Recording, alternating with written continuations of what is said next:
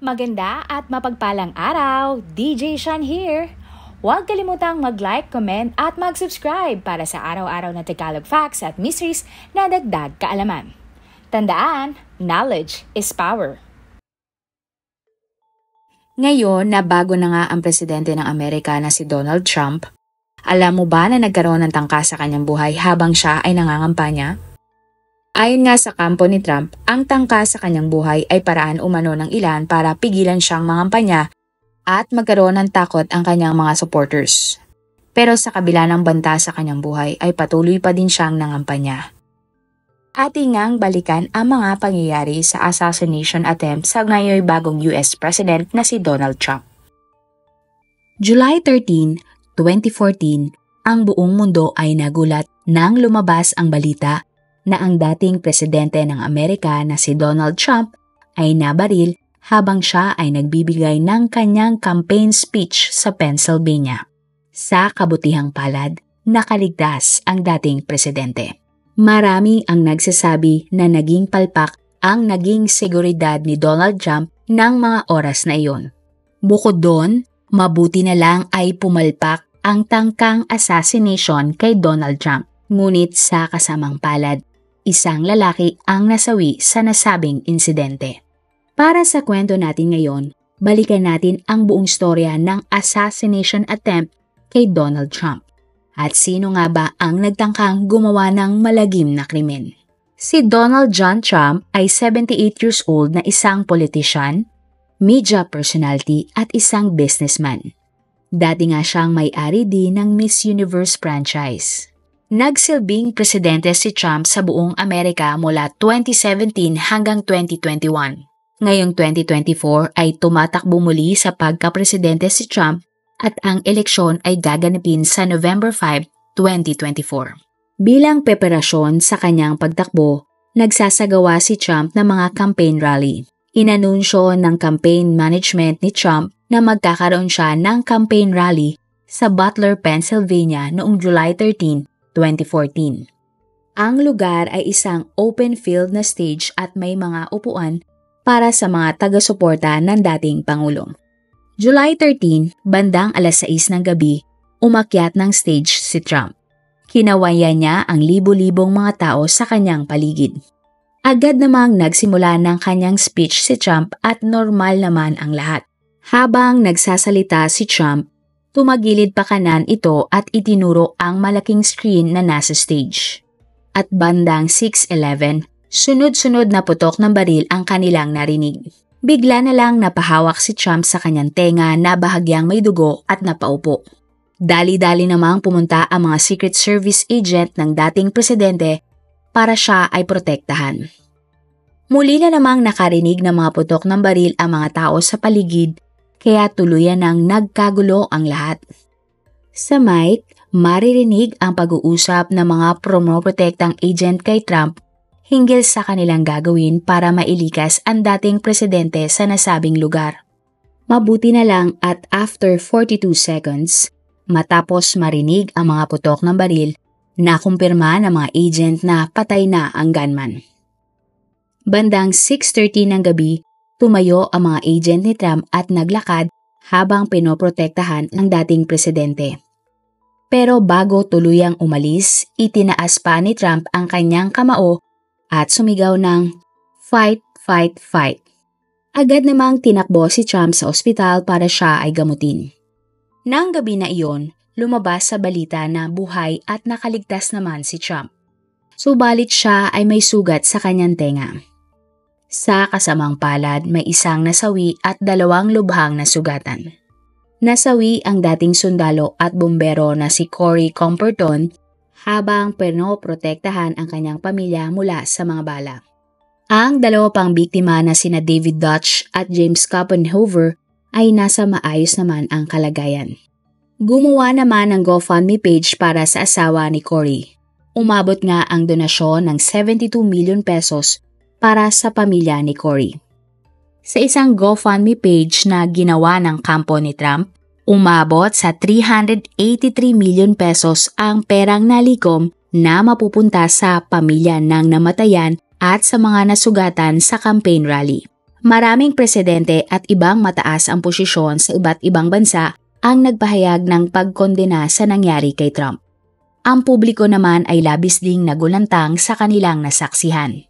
Hindi kasi akalain ng lahat na matutunghayan ng napakaraming tao ang tangkang pagpatay sa dating presidente. Pero sino nga ba ang nagtangkang pumatay kay Donald Trump? Ang suspect. Ang bumaril sa dating presidente ay kinilalang si Thomas Matthew Crooks, 20 years old. Ipinanganak siya ng September 20, 2003 at siya ay nakatira sa Bethel Park, Pennsylvania, 1 oras na biyahe mula sa Bethel kung saan nangyari ang krimen. Ang mga magulang ni Thomas ay parehong licensed professional counselors. Nakapagtapos si Thomas sa Bethel Park High School ng taong 2022 kung saan siya naging top student. May 2024 naman nang graduate siya sa kolehiyo sa kursong Engineering Science. Walang criminal record si Thomas at wala ding history ng sakit sa pag-iisip. Ayon sa isang kaklase ni Thomas, tahimik lang daw ito at madalas na mabuli. Mahilig kasi si Thomas na manamit ng camouflage at magsuot ng surgical mask. Bukod doon, dahil na rin sa kanyang amoy ay madalas siyang mabuli. Ang isang kaklase niya ay nagsabi na habang inaaral nila ang subject na American History, labis daw pinagtuunan ng pansin ni Thomas ang assassination ng dating presidente ng Amerika na si John F. Kennedy. Madalas na mag-isang kumain si Thomas noon at walang kaibigan. Mahilig lang maglaro sa computer si Thomas at hindi masyadong nakikisalamuha sa ibang tao. Pero kahit na ganon, wala ni isang record na nasangkot si Thomas sa mga gulo. Kilala nga si Thomas na mga guro bilang matalinong estudyante. Ayon sa ilan, sinubukan daw ni Thomas na sumali sa rifle team ng kanyang paaralan, ngunit hindi siya tinanggap ng grupo dahil hindi siya asintado. Ayon naman sa mga kapitbahay ng pamilya ni Thomas, tahimik ang kanyang pamilya at hindi nila ito lubos kakilala. Nagtatrabaho naman bilang isang dietary aide sa isang local nursing home si Thomas. Pumasa naman siya sa background check at maayos na ginagampanan ang kanyang trabaho. Si Thomas at ang kanyang tatay ay miyembro ng Clairton Sportsmen's Club, isang club tungkol sa mga firing range. Banding na mag-ama ang mag-shooting range sa loob ng club. Ayon nga sa investigasyon, ang ginamit na baril ni Thomas ay pagmamay-ari ng kanyang tatay at legal namang itong nabili. Isa lamang ito sa 20 baril na nakarehistro sa tatay ni Thomas. Pinaniniwalaan din na may dalang pampasabog si Thomas ng araw ng krimen. Pero ano nga kaya ang motibo ni Thomas at gusto niyang patayin si Trump? Bago mangyari ang pagtangka sa buhay ni Trump, masasabi ngang pinaghandaan talaga ni Thomas ang lahat. Sa kanyang cellphone at laptop, nag-research siya ng mga larawan at public appearances ni Trump, President Joe Biden, Catherine Middleton, Director ng FBI at ng isang abogado. Sa kanyang cellphone, nakita din ang larawan ng mga suspect na namaril sa mga mass shootings. Napag-alaman pa na nagpalipad pa ng drone si Thomas sa pinangyarihan ng campaign rally ilang oras bago umakyat ng stage si Trump. Nag-research din si Thomas ng tungkol kay Oswald, ang gunman na pumatay kay John F. Kennedy. July 10, nagsimula ang preparasyon para sa campaign rally ni Trump. July 12, nagpunta si Thomas sa Firing Range Club para mag-ensayo ng pamamaril. Nagpaalam din siya sa kanyang trabaho at hiningi na July 13 ang kanyang maging day off. July 13 nang bumili si Thomas ng mga bala at ng isang hagdanan. Ayon sa tatay ni Thomas na si Matthew, noong July 13 umalis daw ang kanyang anak pero hindi daw ito umuwi agad. Dito na daw siya tumawag sa mga pulis para i-report na nawawala ang kanilang anak. Nabanggit din niya sa mga pulis na nag-aalala sila sa kalagayan nito. Ang pangyayari ng July 13, 2024. Ipinark ni Thomas ang kanyang kotse sa Lawrence Avenue. Dahil dito, naiwasan ni Thomas ang mga pulis at Secret Service officer na i-check ang kanyang sasakyan. Napag-alaman pa nga kalaunan na ang kanyang kotse ay may mga lamang bomba. Mula sa parking lot, naglakad si Thomas papunta sa campaign rally. Maya-maya, gamit ang kanyang hagdan, umakyat siya sa bubong ng isang building. Ang building na ito ay nasa bandang kanan kung nasaan si Trump. Ang dalawang building naman na nasa likod ni Trump ay may dalawang grupo na mga sniper. 6:09, ilang minuto pa lang ang nakakalipas nang magsimula ang speech ni Trump. May mga witnesses na nakakita na kay Thomas na may dala itong baril at umakyat nga sa bubong. Agad namang sinabi ng mga witnesses ang kanilang nakita sa mga pulis. Lumapit ang mga pulis sa building at isa sa mga ito ay umakyat sa bubong. Pero tinutukan umano ni Thomas ang nasabing pulis ng baril. Tila nadulas pa nga daw ang pulis at nahulog pa sa lupa. Dito na raw tumakbo ang pulis para mangingi ng tulong. Sa isang kuha naman, makikita ang isang sniper na tila namataan na si Thomas. Akto itong babaril, pero huli na ang lahat. Bigla na lang nagpaputok ng 3 beses si Thomas. Ang paglingon ng ulo ni Trump ang nagligtas sa kanyang buhay. Isang photographer ang nakakuha ng larawan kung saan makikita ang isang bala na nakadaplis kay Trump. 6 na oras matapos ang krimen, makikita si Trump na pababa sa eroplano at siya ay nasa New Jersey na. July 14 ng umaga nang nag-tweet si Trump at nagpasalamat sa lahat. Sa mga balita, hindi malinaw kung sniper o isa sa mga pulis ang nakapatay kay Thomas. Nakipag-cooperate naman sa mga pulis ang mga magulang ni Thomas. Pero ano kaya ang motibo ni Thomas at gusto niyang patayin si Trump? Habang ginagawa ang video na ito ay wala pa ding inilalabas na motibo ni Thomas sa kanyang pagtangkang pagpatay kay Trump. Pero sino nga ba ang dapat sisihin sa nangyari kay Trump? Matapos ang lahat, unti-unting lumabas ang mga witness na nagsasabing nakita na nila si Thomas bago ang mangyaring pagbaril. Sinabi ng isang witness na nakita niyang gumagapang si Thomas sa isang bubong.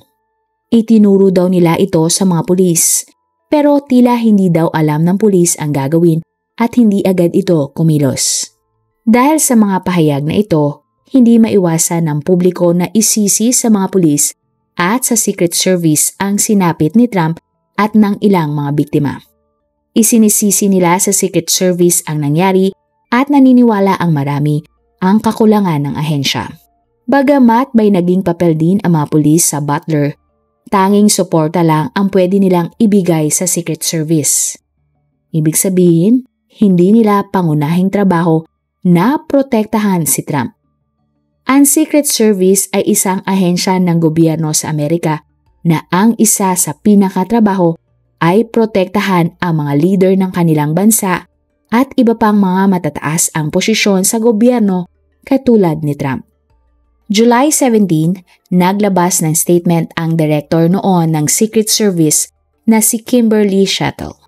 Idiniin ni Kimberly na ang nasabing bubong ay saklaw dapat ng kanilang seguridad. Pero sinabi niya na palihis daw ang bubong kaya hindi ito ligtas para lagyan ng sniper o agent. May sinusunod daw kasing safety protocol ang kanilang ahensya. Dito na nga mas lalong nagalit ang netizen sa sagot ni Kimberly. Gusto nila na bumaba na sa posisyon ang ginang. July 17, kumalat sa internet na binalaan na ang mga Secret Service tungkol sa kahina-hinalang tao sa taas ng bubong.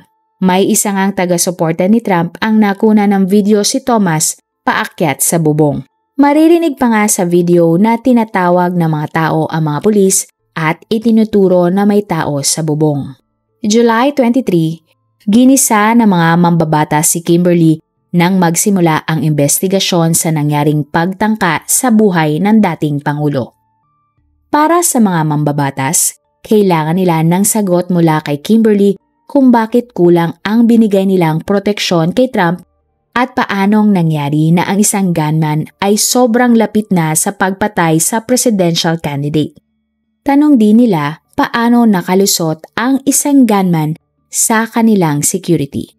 Inamin naman ni Kimberly na nakatanggap ang Secret Service ng 2 hanggang 5 mga babala tungkol sa kahina-hinalang tao bago maganap ang pamamaril. Sa dami nga ng tanong kay Kimberly, ni isa ay tila wala siyang masagot ng maayos. Kaya para sa mga mambabatas, parang iniiwasan ni Kimberly ang lahat ng mga tanong. Nirekomenda nga nila na bumaba na sa pwesto si Kimberly. Inamin din ni Kimberly na mahalaga at malaking problema sa seguridad ang nangyaring campaign. Sinabi niya na inaako niya ang kapalpakan sa nangyaring tangkang pagpatay kay Trump. Pero iginit niya na hindi naman niya kailangan magbitiw sa kanyang pwesto. July 19, nagsalita si Trump sa unang pagkakataon tungkol sa pagtatangka sa kanyang buhay. Kapansin-pansin na mahinahon ang boses ni Trump. Ibang-iba kumpara sa mataas na energy at kanyang malakas na boses. Ayon kay Trump, may narinig siyang wheezing sound at naramdaman na may tumama na malakas sa kanyang kanang tenga. July 23, lumabas nga ang balita na formal nang nag-resign si Kimberly bilang Director ng Secret Service. Pinasalamatan naman ng Presidente ng Amerika na si Joe Biden si Kimberly para sa kanyang serbisyo sa Secret Service. Ayon naman sa mga netizens, na politika umano si Kimberly kaya siya ang sinisisi sa nangyaring assassination attempt kay Trump. Ang mga alegasyon laban kay Kimberly at sa Secret Service. Ayon sa ilan, nakuha lamang ni Kimberly ang posisyon sa Secret Service dahil naging malapit niyang kaibigan ang First Lady na si Jill Biden. Nirekomenda umano ni Jill sa kanyang asawa na si Kimberly ang gawing direktor ng Secret Service. Sinabi naman ng ilan na tinanggal ni Trump si Kimberly noon nang siya ay presidente pa dahil siya ay mula sa kalabang partido. Nabigyan lang daw uli ng trabaho si Kimberly nang naging presidente si Joe Biden. May kumakalat ding alegasyon na mukhang hindi naman talaga Secret Service agent ang mga nasa paligid ni Trump. Sa isang video kasi, kita ang isang babae nangarag at hindi maibalik ang kanyang baril ng maayos. Tila nga hindi ito sanay sa kanyang ginagawa. Sa isang larawan naman, nakatago pa umano ang isang babaeng secret agent sa likod ni Trump at ng iba pang agent. Marami ding nagtatanong kung bakit maliit na babae ang kinuhang agent at paano nila mapoprotektahan si Trump na 6 feet 3 inches ang taas. Isang post naman ang kinagulat ng mga netizen. Base sa post, siya raw ang sniper sa larawan. At 3 minuto bago ang pamamaril, nakita na raw niya si Thomas. Pero hindi daw siya binigyan ng order ng head ng Secret Service na barilin na ito. Ang ilan naman sa mga netizens ay sinabi na sa tingin nila ay stage o scripted lamang ang nangyari kay Trump. Pinuna nila na bakit daw walang audience sa tapat ng building kung nasaan si Thomas. May nagsabi din na nauna nang hawakan ni Trump ang kanyang tenga bago pa ang pagputok ng mga baril. Mga ebidensya na namataan na si Thomas bago pa ang kanyang pamamaril. Sa isang video na nakunan ng bandang 5:06 ng hapon, makikita si Thomas na palakad-lakad at tila sinusuri ang lugar. Sa isang group chat, bandang 5:14, nakunan ng larawan ng isang local sniper si Thomas. Ayon sa sniper, may hawak na rangefinder si Thomas. Isang aparatong ginagamit para sukatin ang layo ng isang bagay. Sa puntong ito, nagsimula ng paghinalaan ng sniper si Thomas. 5:20 ng hapon, nang namataan ng mga pulis si Thomas at agad nila itong niradyo sa Secret Service. 5:45, muling namataan si Thomas ng isang counter sniper at niradyo ito sa command post.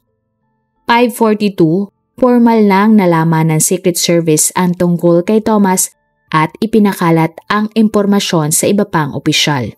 Subalit bigla na lang daw nawala sa kanilang paningin si Thomas. Iginiit din ng local sniper na kung inutusan sila ng Secret Service na pumesto sa mga bubong, ay gagawin nila. Sinabi naman ng isang pulis mula sa Butler na nag-alok sila sa Secret Service na magpalipad sila ng drone pero tumanggi daw ang mga ito. July 26, nang lumabas ang video nang nadiskubre na ng local SWAT team ang wala ng buhay na si Thomas. Nakita din sa bubong ang kanyang cellphone at iba pang mga device na pinaniniwala ang kanyang pag-aari. July 30 naman nang kumalat ang mga screenshot ng pag-uusap ng unang pulis na nakakita kay Thomas. Bandang 4:26, mababasa sa mga text na may sumunod umano sa pulis na pinaniniwalaang si Thomas. 5:38, makikita sa palitan ng mga mensahe ng local SWAT ang mga picture ni Thomas. Sa sumunod na mensahe, sinabi na nag-text na isinend na sa command post ang tungkol kay Thomas. Agad namang nag-reply at sinabing sent. Ibig sabihin, may impormasyon na ang mga pulis, local SWAT team at Secret Service tungkol sa kahina-hinalang taong si Thomas. Nang araw din na iyon, nagpa-interview ang lokal na SWAT team at isiniwalat ang kanilang nalalaman tungkol sa nangyari. Kung inyong maaalala, ang mga SWAT team ang nagligtas at nagprotekta kay Trump ng oras na mangyari ang tangkang pagpatay sa kanya.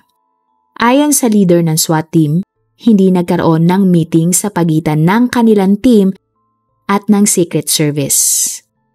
Nakausap na lang daw nila ang Secret Service pagkatapos ng pamamaril.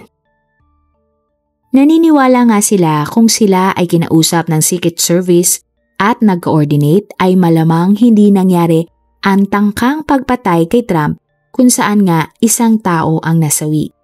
Sa isang video, kita mula sa kinakatayuan ng kumukuha ang isang tao na naglalakad papunta sa bubong habang nagsasalita ang dating presidente ng Amerika na si Donald Trump. Ang videong ito ay magiging parte pala ng isang history. Kaya naman, masasabi nilang naging palpak ang seguridad ng dating presidente na si Donald Trump. Binigyang pugay naman ni Donald Trump si Corey Camperton ang nasawing bumbero sa campaign rally ni Trump. Magpahanggang ngayon ay patuloy pa din ang investigasyon at pilit nilang inaalam kung bakit ginawa ni Thomas ang assassination attempt kay Donald Trump. Mayroon ka bang alam mga kwento o dagdag kaalaman na gusto mong i-share sa iba nating mga manonood? I-comment mo lang ang mga topic na gusto mong ating talakayin sa ating channel. Huwag ding kalimutang i-subscribe, i-follow at i-share ang ating mga contents araw-araw. Mangyari lamang pong i-follow nyo din ang Manila Boy Wonder Philippines at DJ Sean Crime Stories. Marami pong salamat sa inyong suporta. God bless everyone!